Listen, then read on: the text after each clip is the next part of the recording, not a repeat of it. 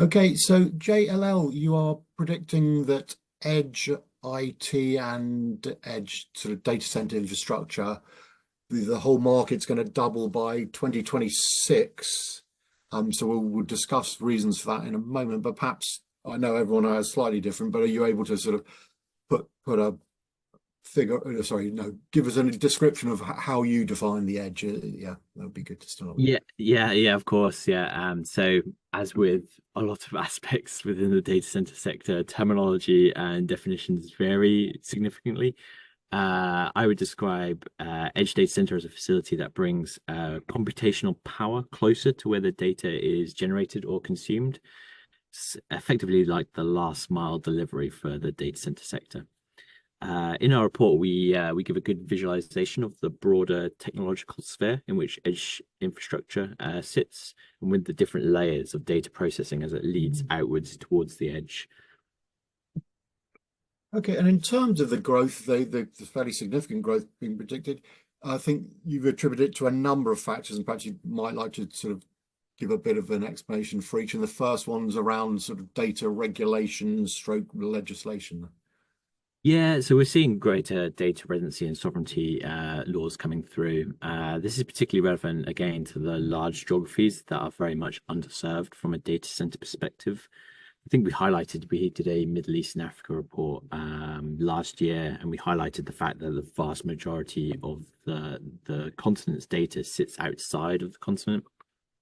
There was a survey done last year that highlighted the three drivers towards edge, which was the biggest one being low latency and high bandwidth requirements. It's the most important driver for edge deployments, followed closely by security and privacy. And then thirdly, compliance and adherence to government regulations towards data center data residency or data sovereignty laws. Edge deployments typically take place in a country where an enterprise normally has a national metropolitan data center presence.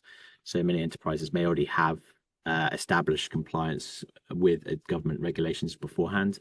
So we highlight that as the kind of the third, maybe the lowest driver towards edge deployment. Okay, yeah, and you referenced there the speed and low latency. I guess then nothing ever changes.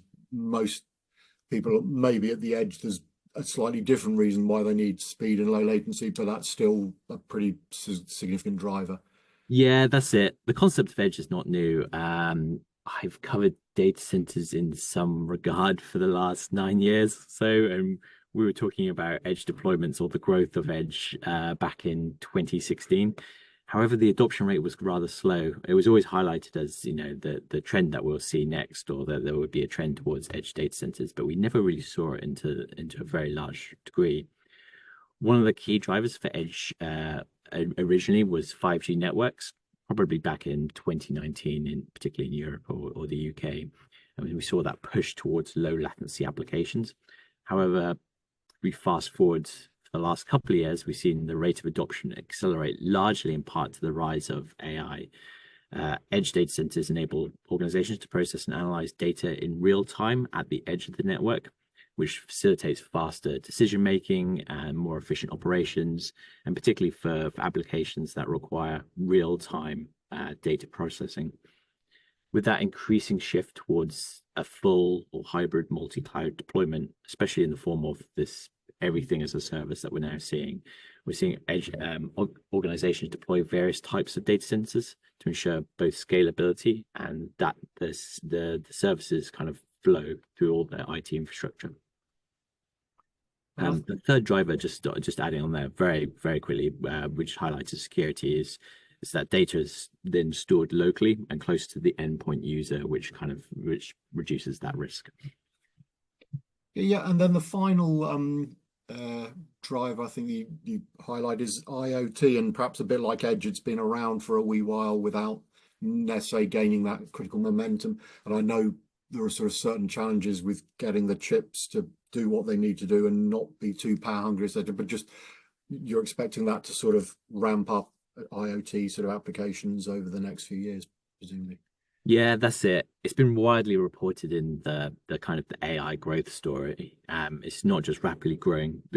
It's not just AI and HPC, the largely growing, rapidly growing compute needs of those at the very top end.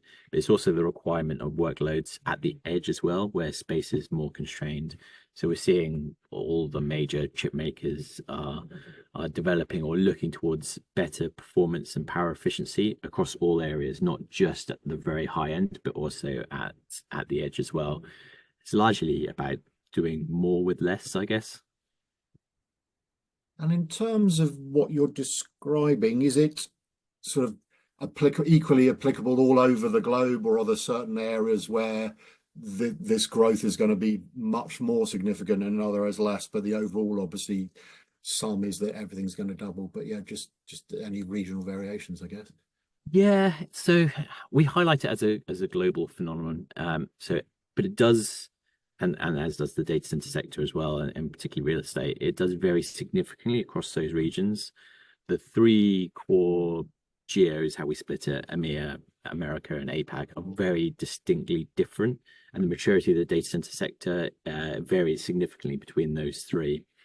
We highlight in the report that the biggest growth markets for edge data centers, albeit starting at a very low level in terms of what's deployed there, is in APAC and the Middle East and Africa, where there's a very large disparity between the internet penetration rates between the rural and urban populations.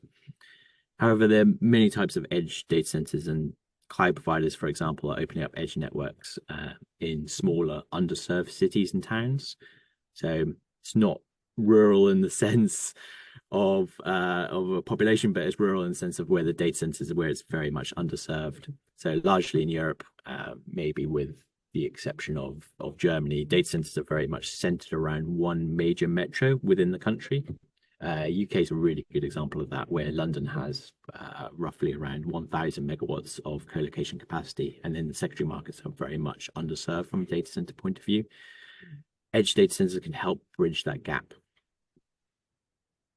And in Sorry, just sum up that as well. Just what makes it a global phenomenon as well is the drivers around performance remain the same. So the increase of Internet of Things devices, smart cities, for example, real-time applications that need processing or computational power at the edge. Industrial automation as well is a really big one. And then finally, the growth of AI machine learning. They're very much global drivers. They're happening across all metros or all markets. And I guess set against this sort of edge growth, you've got the power grids that need to obviously support the all these data centers, and they're already, I guess, under a reasonable amount of pressure because there's a lot of electrification going on, and all before even edge data centers build out, you're predicting digital infrastructure programs. So I guess just your thoughts as to the power demand, will that be a bottleneck for this, or do you anticipate that everything will run smoothly, if you like? Yeah, so I think we've highlighted in our global data center report or our outlook for 2024, power is the biggest issue facing the data center sector. What we highlighted in the report there was that opportunity and threat are often two sides of the same coin. So power grids are coming under pressure, where, however, most of those constraints are usually in core metros. Power goes on this really long journey before it actually reaches the end user, enters any of the national grids, transmission network, and then it connects to a distribution network, and then it's then portioned off to the customers. So where it might be balanced overall, that there ends up being constraints in very specific or very certain areas where the demand is far higher. We've seen a major growth disparity in the sector where data centers have been located. So at the moment, it's usually there's cities or towns where there's capacity. It's usually the constraints are usually within either the capital city or where the major markets are. Ideally, we have the location of data centers in areas where there's opportunity for them to be connected or be able to have a private energy production. So they have to bypass the distribution networks. But edge data centers can be located in areas where there's not so much of a bottleneck in terms of the grid capacity. And I'm guessing as well, the data center sort of owners, operators, they clearly are significant buyers of power, energy. and particularly renewables. So do they also have a role to play potentially in helping to develop any new power infrastructure that might be required, rather than just sit back and say, provide us with it? They can actually work with folks to help this happen. Yeah, most definitely. The cloud providers alone are the largest purchaser of renewable energy in the world, albeit it's through PPA agreements. They have the ability to innovate, transform, and drive the infrastructure sector through investing in advanced grid technologies, partnering with renewable energy projects, or looking to on-site power generation that we need to see in there, or even where we can see export power back to the grid and utilize excess heat to power homes, for example. We are seeing, and the good example is we're seeing in Ireland now that the cloud providers are pushing to be able to construct their own private transmission lines that will be able to connect directly to wind or solar farms that they own. The lack of grid capacity is having a significant impact for our green energy goals. And globally at the moment, there's 80, I think it was highlighted in the IEA, that there's 80 million kilometers of grid infrastructure that needs to be added or refurbished. In the US and Europe, there are 1,500 gigawatts of wind or solar projects that are backlogged, waiting for grid connections. So grid investments need a huge increase in the amount of investment that they need. And where there's a shortfall in funding from a government perspective, is where we might see the kind of private sector look to develop in. Yeah, I mean, mentioning governments there, I guess, throws up the question: do you think that the necessary governments at all levels, I suppose, from local right up to national and even regional, do they understand this requirement for power networks? And I think you mentioned sustainability as well. So they've got a slightly contradictory, they're going towards net zero targets, but they're also being required to ramp up power networks potentially. Just your thoughts, I suppose, as to, do you think they understand the role that they have to play in this landscape? Yeah, that's a difficult one to comment on. I think there's a greater understanding and awareness now, but government investment into grid infrastructure should have been done some time ago. There's been a real lack of investment into that. A third of grid infrastructure in Europe is over 40 years old. It's fairly antiquated and requires a huge amount of investment now to facilitate not only the green energy transition, but also the electrification now needed. And we're now seeing greater demands from heat pumps and electric vehicle infrastructure, as well as critical digital infrastructure like data centers. PwC highlighted that the top two investment prospects in 2024 were new energy infrastructure and data centers. We're starting to see now that the large infrastructure funds such as KKR, Blackstone, Brookfield are now expanding their portfolios in both. So we're seeing that, there's an opportunity there for the private sector. And just to clarify, the edge doubling prediction by 2026 that you make, is that regardless of what happens with all this power infrastructure, or is it slightly dependent on expectations that power infrastructure, where necessary, will be provided, or can this sort of growth happen regardless? Yeah, it's factored into it. We're seeing energy efficiency and technological advancement is improving rapidly. Whether it can match growing need in terms of long term, when we look further out from 2026 is kind of difficult to factor in.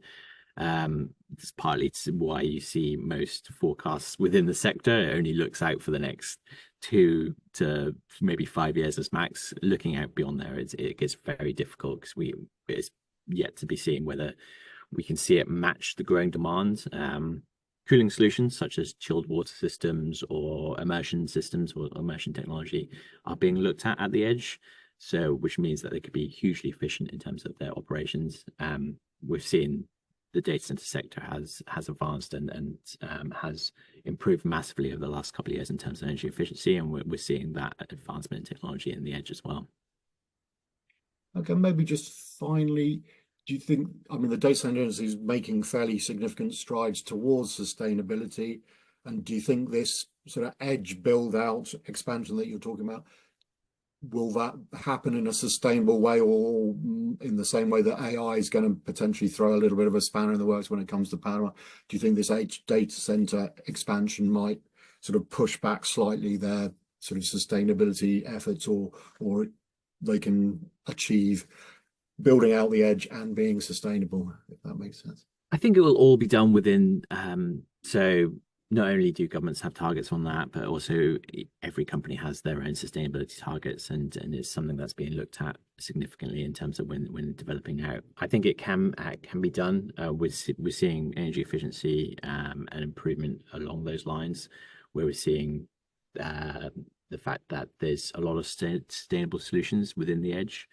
Particularly as well, we've got the concept of adaptive reuse as well within data centers, and that could be more applicable to edge data centers because the fact that they're located closer to the urban populations they serve, there's opportunities there as well to kind of cut back on the amount of embodied carbon as well that's being put into these. So I think so. I'm fairly optimistic about that, but again, it's something that is kind of a tricky one to comment on. Okay, no, it's been good to chat and some great insights into what's going on the edge, which I say we've all been following for quite a number of years, but it sounds like it's about to go into a different level altogether. But at least for now, Daniel, enjoyed chatting. Thanks very much. Thank you. Perfect. Thank you very much for